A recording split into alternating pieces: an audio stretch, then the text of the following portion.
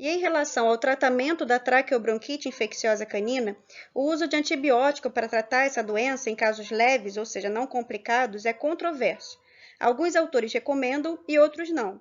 No entanto, minha gente, o uso precoce desse antibiótico pode prevenir pneumonia secundária e, no caso de acometimento pulmonar, ele é fundamental. A Bordetella bronquiseptica, que é a bactéria causadora da traqueobronquite infecciosa canina, já é resistente a alguns antibióticos, mas ela não é resistente à sulfa com trimetoprim. Também podem ter outras opções aí, como amoxicilina com clavulanato, doxiciclina e enrofloxacino. Os antivirais não são uma opção de tratamento da traqueobronquite infecciosa canina. Os anti-inflamatórios são usados por 3 a 7 dias para diminuir o edema e a inflamação, diminuindo assim as tosses. Os do tipo não esteroidais, como meloxicam e nimesulida, são os mais seguros. Já os corticoides, apesar de bastante eficazes, só devem ser usados em casos não complicados e em dose anti-inflamatória, jamais em dose imunossupressora. Os broncodilatadores também são uma opção terapêutica, porque facilitam a ventilação nos casos de traqueobronquite infecciosa canina. Eles são usados em caso de dispneia grave, ou seja, severa dificuldade respiratória. As opções mais usadas são aminofilina e fenoterol. Expectorantes e mucolíticos são usados para facilitar a secreção do muco brônquico e a clearância mucociliar, isso é, o mecanismo de autolimpeza das vias aéreas do trato respiratório. A nebulização deve ser feita preferencialmente com soro fisiológico e pode ser associada ao uso de acetilcisteína, que é diluída no próprio soro. Antitussígeno também é importante para interromper o ciclo de estímulo da tosse, mas ele só pode ser usado após a radiografia de tórax, que confirme que ela não é produtiva, caso seja, o antitussígeno é contraindicado. Também é contraindicado em caso de complicações pulmonares.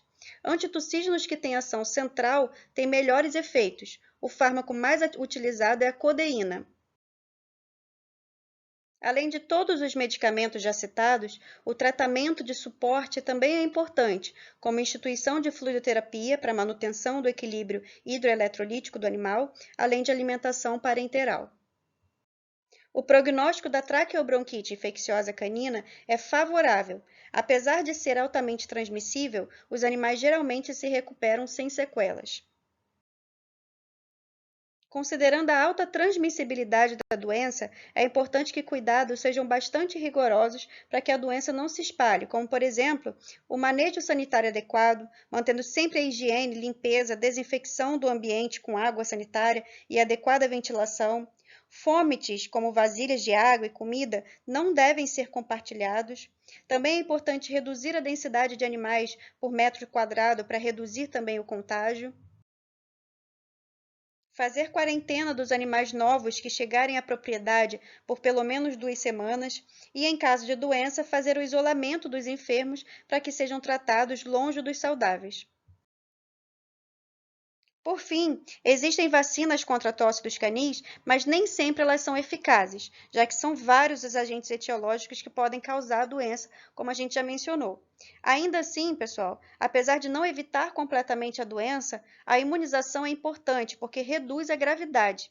Existem duas possibilidades de aplicação, subcutânea e intranasal, cada uma com as suas particularidades. A vacina subcutânea deve ser aplicada em 2 doses em filhotes e fazer anualmente uma dose de reforço. Ela pode sofrer influência de anticorpos colostrais. Já a vacina intranasal é considerada estratégica, não sofre influência de anticorpos colostrais e, por isso, pode ser aplicada em filhotes com 2 ou 3 semanas de idade.